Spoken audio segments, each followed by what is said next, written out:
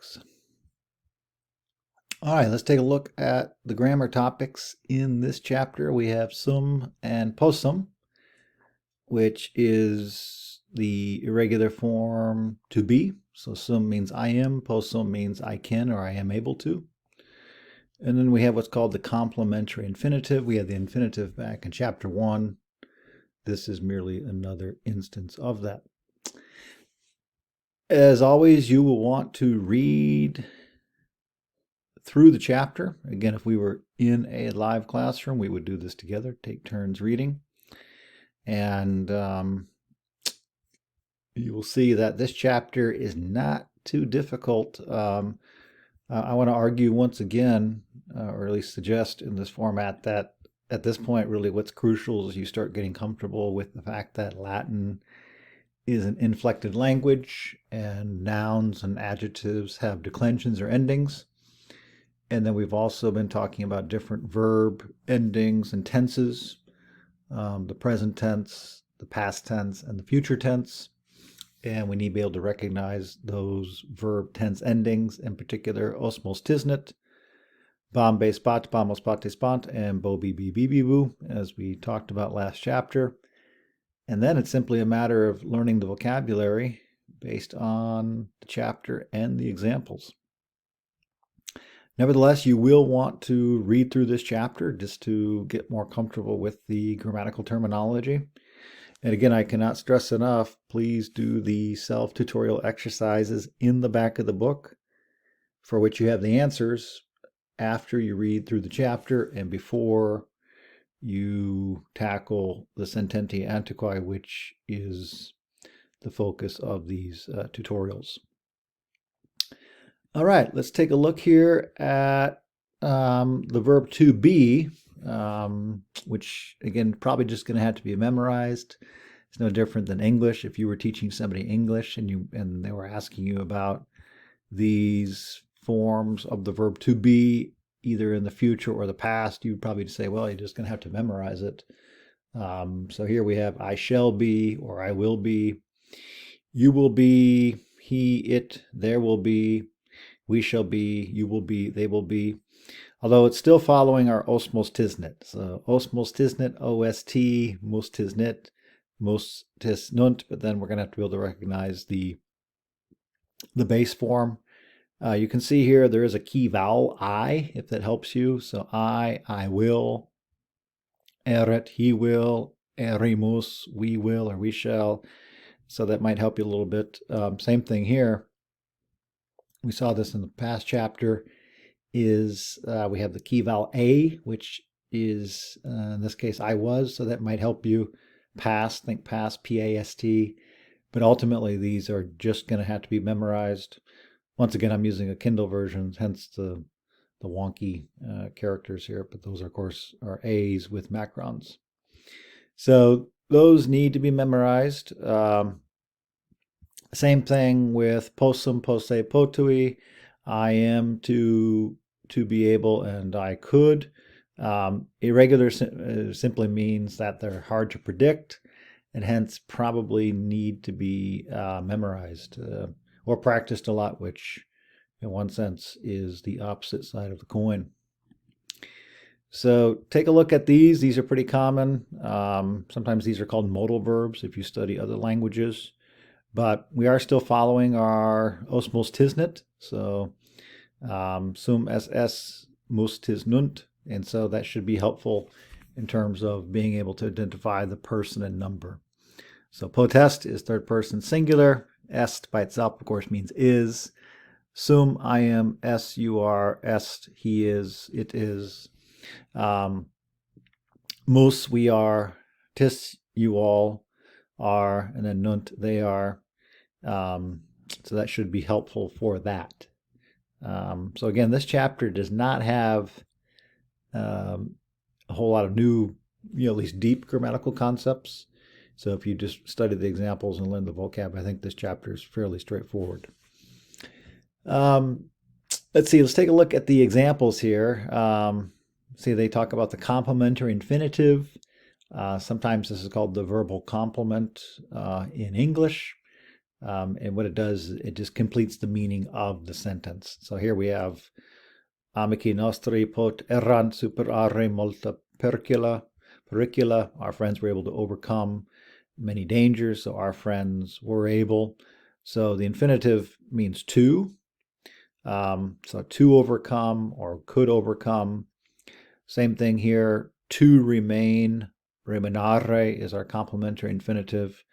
And to save or to conserve, conservare. So again, this is just as in English, without this verbal complement, the meaning of the sentence would be incomplete. And then, as you know, going back to chapter 1, the infinitive does not have verb endings, so no osmos tisnit, and simply follows the infinitive or second principal part of the verb, which is going to end in are for first conjugation, ere for second conjugation, ere without the macron for third, ire for fourth, and then the so-called capio, facio, io verbs of the fifth. All right, let's take a look at that. Again, read through that. On your test, you will have vocabulary matching. And of course, this vocabulary also is necessary to better understand and complete the examples in the book. So once again, if we were in a regular classroom, I definitely would practice this a little bit more. You have Quizlet, other things that you can use to make this a little bit more interactive. I will say that once again, that as your book points out, that the second the second letter here, or not second letter, but in Latin, it gives both the nominative singular and the genitive singular. The nominative singular and the genitive singular. The nominative singular and the genitive singular. The nominative singular and the genitive singular. So if we look at our declension, you can see it's deus, but dei, because as we've said before, only the genitive singular will tell you more exactly what declension a noun belongs to. So that's sort of the listing here. So we have deus, dei. If we take, let's see if I can find here we go. So insidiae, insidiarum. So ae is actually in the plural, so pl. So we need the first declension genitive plural. And you can see here that is erum. And so hence how that vocab is indicated. So it is important when you're learning the vocab to learn the genitive singular. And it's going to help out and pay dividends as you continue in your Latin. Once again, if you go to Wheelock's website, they have audio files pronouncing these words. They're very phonetic. Latin doesn't present too many difficulties in terms of pronunciation. So definitely learn these words. One, because they're going to be on the test. Two, you're going to need to know them for the exercises. As you'll see, many of these words are in the examples. And then here are some other words as well. Okay, let's go ahead and get into the example, again, based on classical sources. So we have a number of examples by Cicero and also by the Roman historian Livy. So here we have Dionysius tum erat tyrannos Syracusanorum. And they give us a little bit of help here. Dionysius or Dionysius was a Greek name. Tum means then. Can also mean kind of at that time. Again, I have my Whitaker's words. So then or at that time. So maybe at that time might make more sense, but it is an adverb of time. So I'm just going to say at that time Dionysus was, I think is, let me go back to see what's, yeah, so erat is was, so that's an irregular form of to be, which is listed in your book. So at that time Dionysius was, and then what was he? He was a tyrant of the Syracusans. Here they have it, and so here it's reference to the people, not the place. So if we go to our endings here, you can see that is genitive plural. So that's where we're getting of the Syracusans, because genitive means of or possessive in Latin. So I put it all together. At the time, Dionysus was a tyrant. If you want to say a tyrant, that's fine too. Maybe a little better. Of the Syracusans. I want to capitalize Syracusans because it is a proper noun. All right, so that one's fairly straightforward. Once again, once we know our vocabulary, we may have to look up some words, the adverb, the past tense of the verb was, and other than that, I think the vocab. Don't forget, you do have a dictionary in the back of your book as well, but maybe Whitaker's Words makes it a little bit easier. All right, duo, number 2 here. So, optisne meam vitam fortunam que gustare. So they give us a little bit of help here. This one's a little bit trickier. Excuse me. The nay is often used with questions. So here you can see we have a question mark. Looking ahead to number 3, we also have a nay. We have a question mark. This is called the enclitic or the tachon. We don't have this in English, but if I just do that, you'll see what I mean here. It's let's see here. Do I have it here? No, this doesn't help us too much here, but it's used for yes/no questions. It's kind of a rhetorical grammatical device. Again, we don't have it in English, but you'll see how to translate in a second. But just sort of keep that in mind, it introduces questions that have a yes/no answer as their possibility. So optisne. So we go back to the verb here. So optisne is second person singular. How do we know that? Because there's our osmos tisnit. So if it ends in S, then it's second person singular you. If it ends in T, then it's third person singular he, she, it. If it's mus, then it'd be we, tis, you all, and nunt, they. Obviously, the first person singular sometimes has a different word, sometimes a, sometimes o, but it still follows that osmos tisnit. So if you're not sure, optisne, you're going to have to take time and look it up. And you're going to see optes is present, active, indicative, second person singular, just like we said. So again, I think that's one of the virtues of Latin, like in the sciences. You got to slow things down a little bit and actually look up the words, do a little bit of research. So we put all together, it means do you wish. But then in English, right away we expect maybe the complementary infinitive to come next. Here, gustare means to taste. It's where we get words gustatore and disgust. So we put it together is that do you wish to taste? And I'm going to put that right there as a holding marker. Oops. Do you wish to taste? And then we'll taste, and then we got to go back to these words which are in the accusative because of am, am, am. And that goes back to chapter 2, I believe. And we need to be able to recognize this as the accusative direct object. So these are the objects of taste that Cicero is referring to. And what is he saying here? My life and fortune. So let me put that here. Do you wish to taste my life and fortune? Now, what does that even mean? Well, it's a little bit abstract just with this sentence here, but remember, Cicero was Rome's greatest statesman, 106 to 43 BC, and this is likely a reference to the kind of work ethic and principled manner of thinking that he thought he represented as one of Rome's leading statesmen and perhaps the most famous representative of the Roman Senate.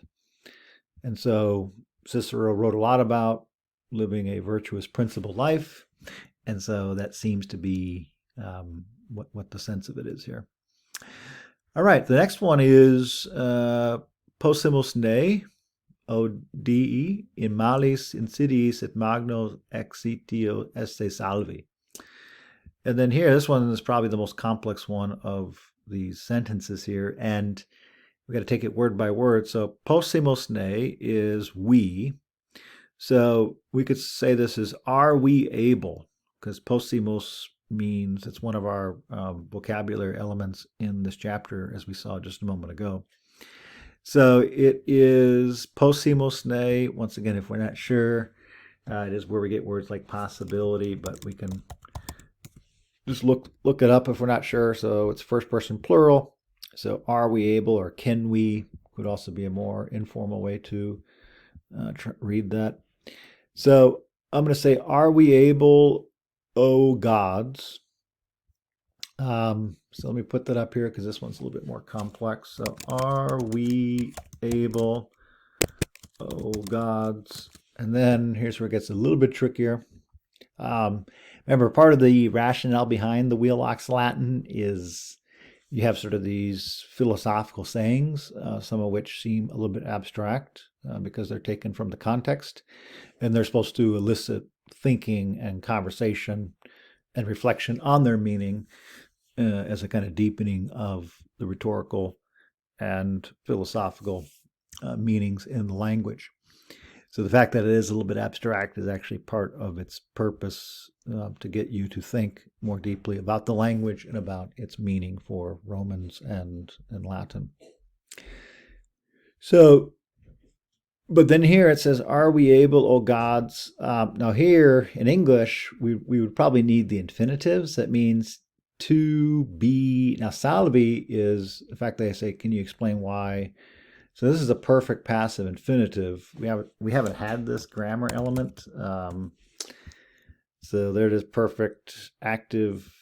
Here it's used as the indicative.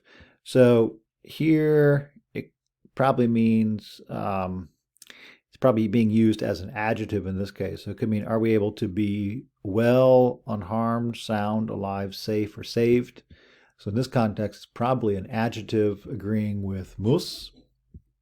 Because if we go back to our declension chart, that second declension nominative plural is I. And so remember, adjectives also have the same declensions as the nouns.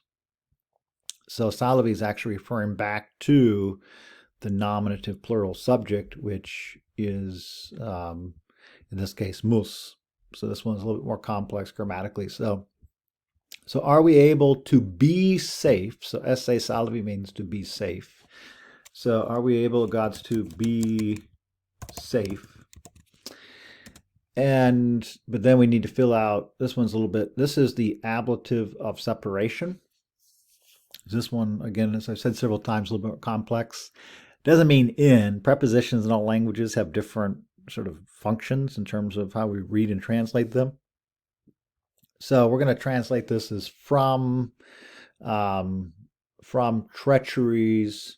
Here, actually, we're going to have to look up these words. So from literally means from malicious treacheries. And let's see how this one, I'm going to look this one up. So yeah, and from great destruction. So this one, so we're going to go, remember Cicero's writing at the end of the Roman Republic, and there were many conspiracies and crimes and a lot of things going on. And so that's the sense that Cicero's language is expressing here. So put it all together, are we able to be safe from literally all the bad treachery and great crime? So to say from all the, I'm just going to say actually treachery and crime, just because, at least to my ears, if we give these adjectives, which make sense in Latin, it seems a little bit overly done in English. So insidies is treachery. It's actually one of your vocabulary words. I think if we go back just to kind of put this in context here. So here it is right here. So it means ambush, plot, treachery. It's where we get the word insidious. So I'm just going to keep it like that. And so are we able, O gods, to be safe from all the treachery and destruction? Okay, so I'm going to move on here to number 4. And again, just finishing up number 3, sometimes translation is not a one-to-one meaning. And so sometimes words just don't translate readily, and that's okay. That's part of understanding. All right, number 4, propter curam meam in perpetuo pericula non eritis. Propter means because or on account of. So on account of my care, you will not be in perpetual danger or in constant danger. So I'm going to say because of my care, you will not be in constant danger. What does that mean? Well, it was a dangerous time in ancient Rome. At the age of 13, Caesar, for example, entered Rome, entered a maelstrom, and there was, for all intents and purposes, a bounty put on his head at age 13 because of his family, who was rather distinguished in Roman history. Caesar had to leave Rome, and he came back through the pleas of his family and other powerful political people during that time. But even then, his life was not safe, and so Caesar really came of age during a time of great political instability. And Cicero is also sort of reflecting that you needed powerful allies, powerful friends, to survive. Well, then as now, but especially then. Otherwise, you were likely to lose your head, which Cicero and Caesar ultimately did. Cicero was beheaded. Of course, we all know how Caesar died. So because of my care, so propter is always followed by the accusative. So here we have am. Why? Because first declension accusative singular is am. So because of my care, here's the eretis, so you all, you will not be, that's how we have to translate that. And then literally in perpetual danger. So pericula means danger, but probably in constant danger, for me, sounds a little bit better. So here we have in perpetuo periculo. So both those, of course, are in the second declension ablative singular because we're describing that state of affairs. Okay, moving on to number 5, we have propter again, because or on account of. Another preposition. Now, vita means life, vita, but vitia means vices or crimes. So on account of your vices, many blame you, and nothing now is able to delight you in your country. So let me put that up here and then try to explain that here. So because of your vices, nothing now is able to delight you in your country or fatherland. Did I get that right? It's kind of a longer sentence. So because of your vices, I think I left it out. Many blame you. And put that in here. So because of many blame you, and so because of your vices, so propter vitia tua, because of your vices, many blame you, multi te culpant, and nothing now, nunc is now, is able to delight you in your country. Now this is probably a reference to Catiline, who was a conspirator that Cicero revealed, or rather whose conspiracy Cicero revealed to the Roman Senate and hence to Romans. And so Catiline was sent into exile. We mentioned how Julius Caesar was sent into exile, so to speak, just a moment ago. And so again, things were very unstable during this time. And so this is probably a reference to that if you're conspiring against Rome, as Cicero sees it, then clearly you don't love your country. So if you don't love your country, then you don't take delight in it.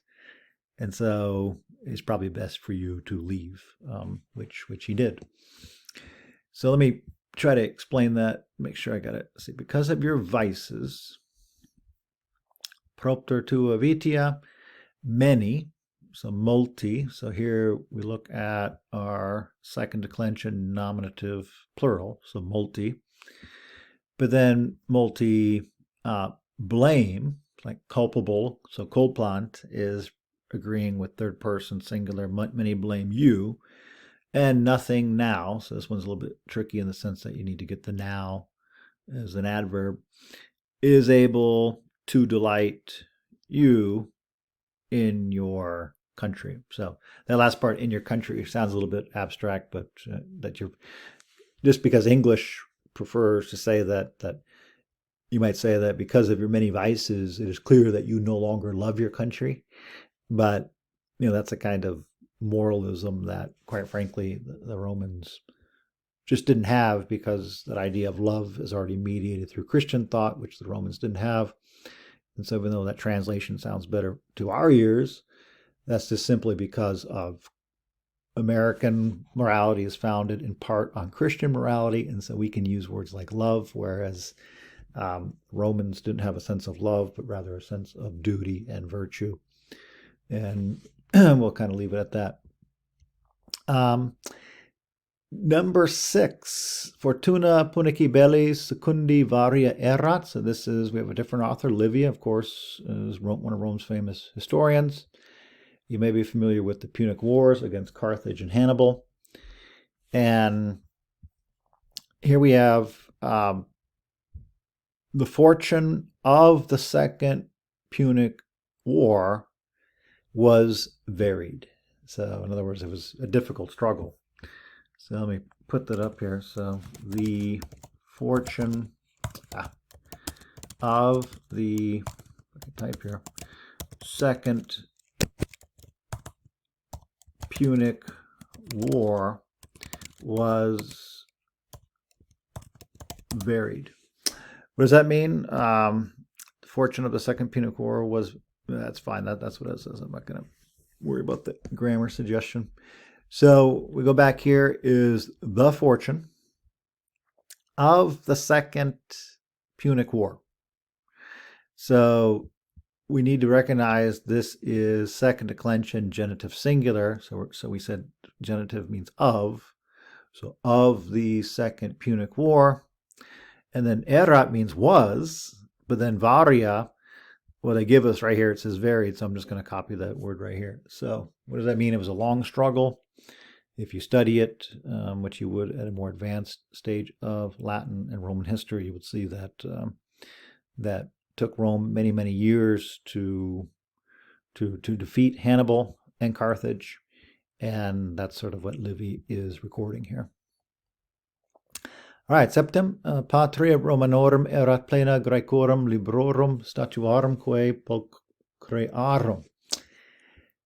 So what do we have here? That the fatherland of the Romans was full of Greek books and of beautiful statues. So let me write that down here. So the fatherland of the Romans was full of Greek books and beautiful Greek statues.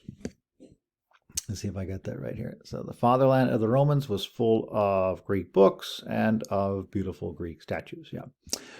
Now, what does it even mean? Well, once again, Cicero is writing during a time of constitutional crisis, of ongoing civil wars, and he's going back to an earlier day in terms of what made Rome great in terms of its republican virtues. And he's recalling the fact that in better times, in other words, in the fatherland of yesteryear, if you will, that Rome, one of the reasons Rome was more stable and great was it was full of Greek books, Greek wisdom, and also art. So the idea here is that wisdom and beauty, which the Greeks represented, if they are in plenty, then of course Cicero wants to argue that will contribute to political stability and flourishing.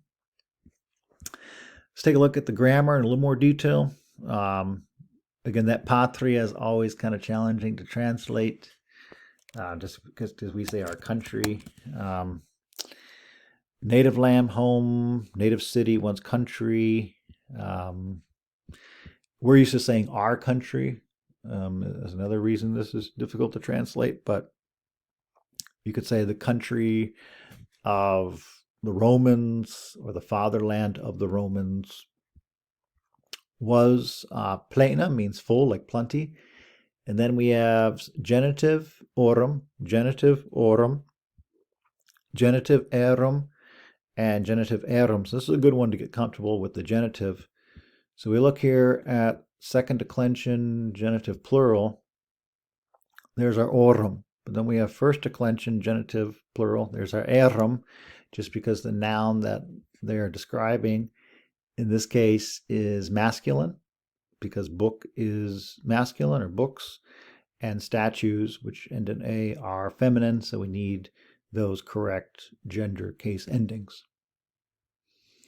All right, so we've gone through 7 of these.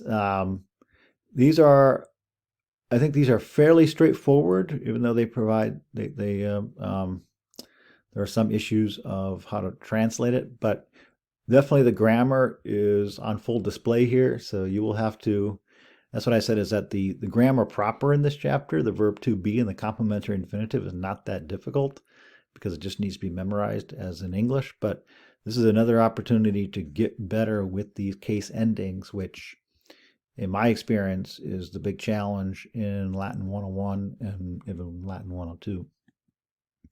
Okay, we got a few more here. Sine. Sine means, it can be, in this case, without, or it can also be the imperative.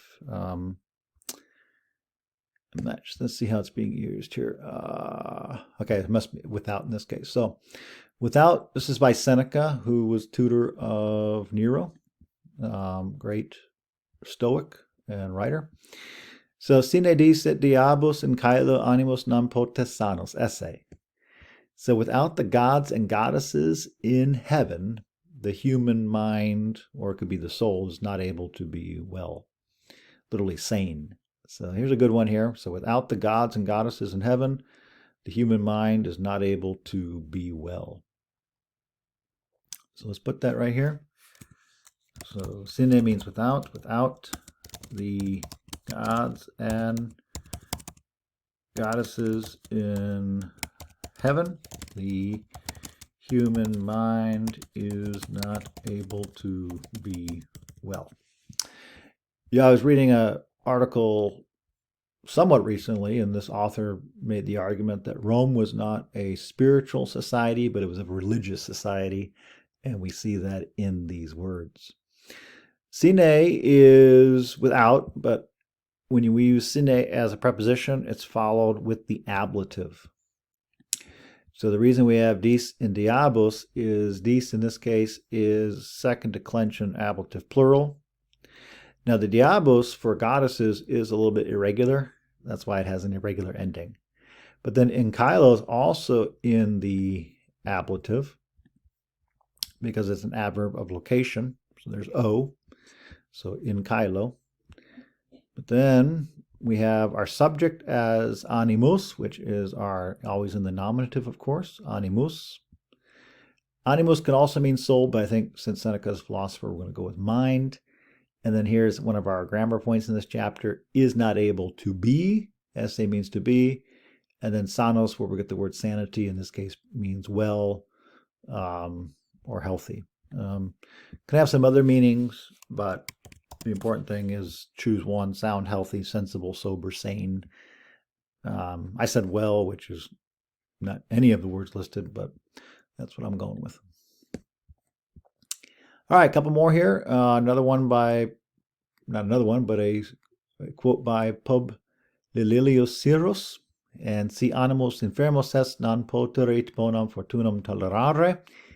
And that means that if the mind is weak, it will not endure good fortune. So let me write that down there. If the mind is weak, it will not endure good fortune. Don't forget, you will have to write a short essay on one of these sayings. What does it even mean? Well, perhaps it means that if somebody is depressed or somebody is an inveterate complainer, somebody's eyes are always downcast, even if good fortune comes their way, they won't be able to recognize it. So that seems to be perhaps one way to read it. So si means if, animos enfermos, again, enfermos, weak, not strong, is fairly straightforward. Here's one of our vocab, or rather our grammar elements in this chapter. It will not be able, but then here's our complementary infinitive. It's where we get the word tolerance, to tolerate or to endure. And then endure what? Bonum fortunam, because that's the direct object, first declension accusative singular, am, am. And so that is the object of the endurance. And the last one here, ubi leges valent, ibi populus liber potest valere. Where the laws are strong, there a people is able, there a free people is able to be well.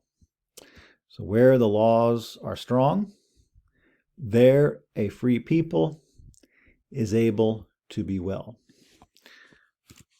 So where the laws are strong, there a free people is able to be well.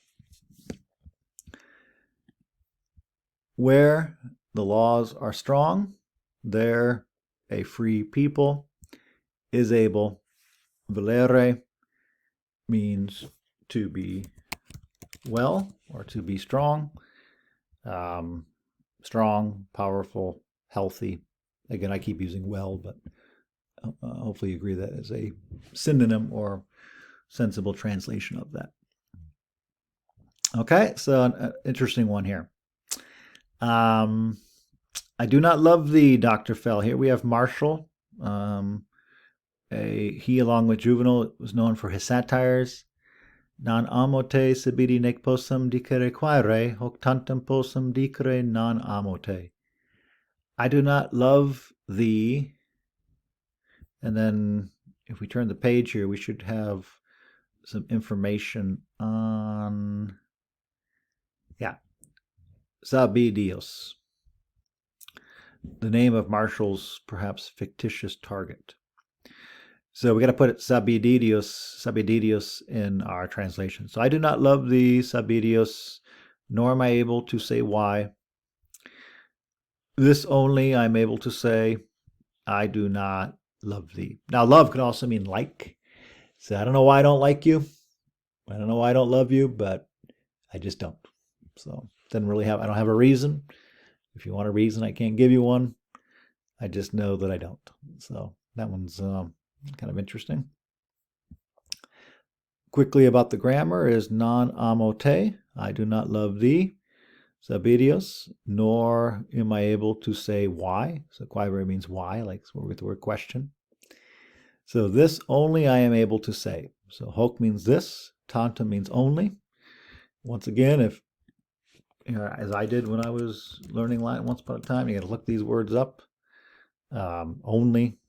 The challenge, of course, is that Latin has less vocabulary than English, and so you have to kind of decide which one of these is going to work for the context. That makes some sense. This only I'm able to say. This is where we get the word like dictation. And then non amote means that I don't love you. So amote means I love you, I love thee. Non amote means I don't love you.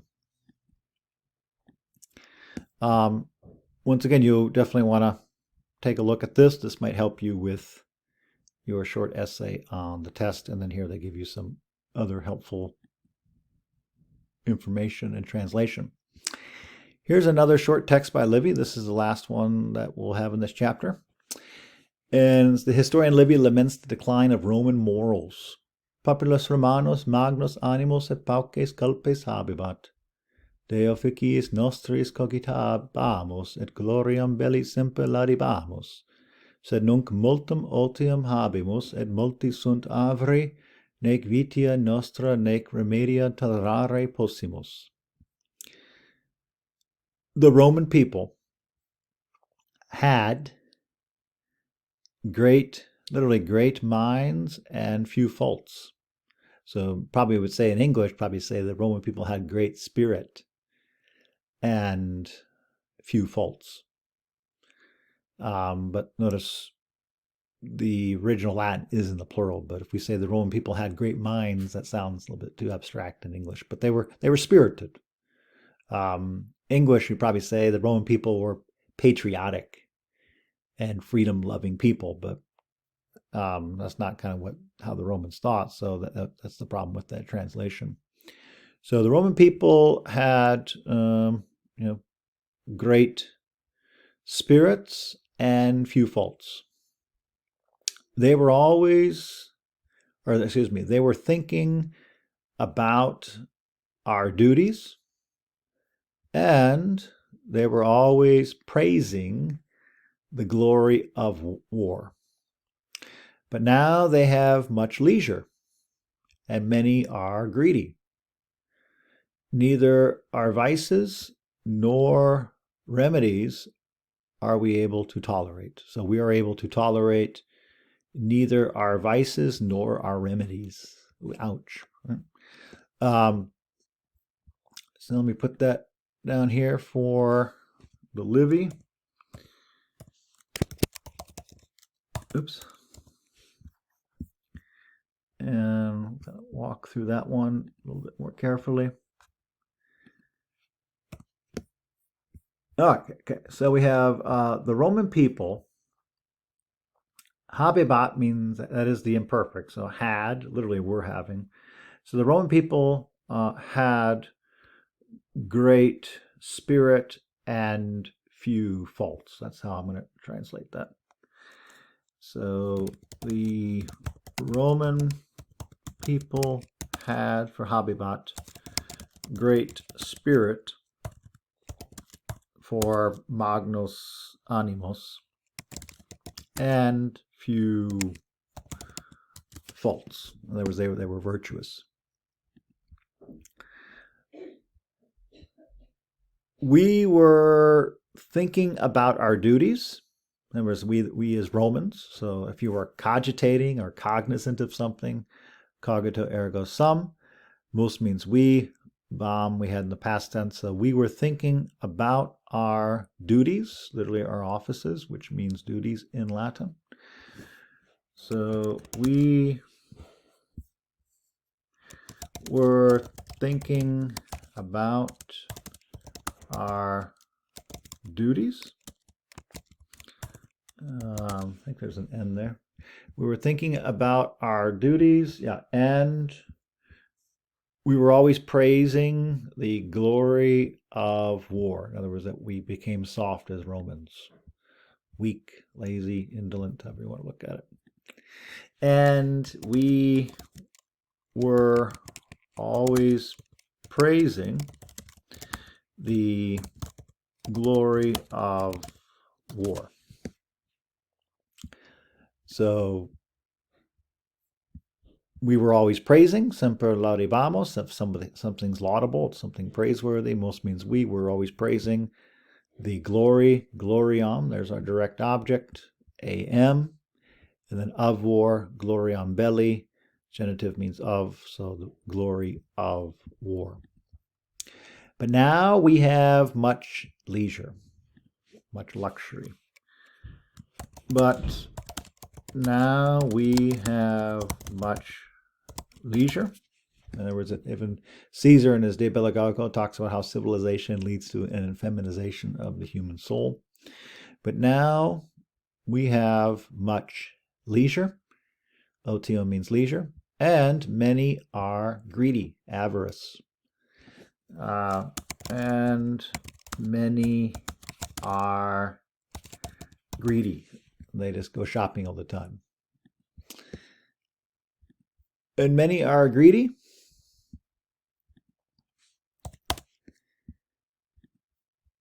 Neither, so nec means neither nor. So neither our vices nor our remedies are we able to tolerate? So in English, we'd probably say we are not able to tolerate either our vices or, but nec means neither nor.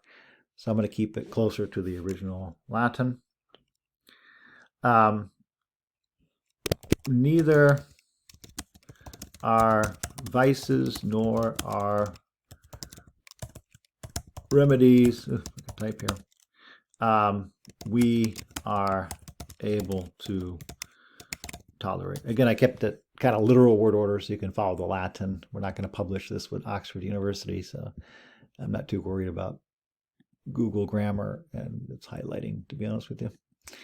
So neither our vices, vitia nostra, nor remedies we are able to tolerate. Remember, tolerate doesn't mean like political tolerance. It can also mean to endure. There's to put up with. Bear, endure, or tolerate. You can, if you want to say bear, that would be fine too. But you get the idea.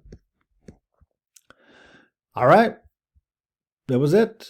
So you have quite a bit of Latin here. To be honest with you, the Latin was fairly straightforward, but as I said, given the fact that that really brings all these declensions into play, and you definitely have new vocab, I can imagine this is going to take a little bit of time on your part in order to learn and to memorize and remember the Latin. Okay, as I noted, next week is a test. Not this week, but next week. So get ready for that. And again, that'll be chapters 4, 5, and 6. I'll send out an email about signing up to come to D-Rich to sit for the test. But as usual, please send me an email if you have questions about this chapter. And then next week, if you have questions about chapters 4, 5, 6, same format as the first test, vocabulary, sententia antiquae, one of the longer passages, and a short essay. Obviously, please let me know. Valete.